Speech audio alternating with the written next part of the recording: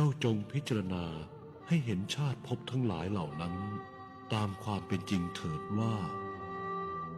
เรามีความแก่เป็นธรรมดาไม่อาจล่วงพ้นความแก่ไปได้เรามีความเจ็บเป็นธรรมดา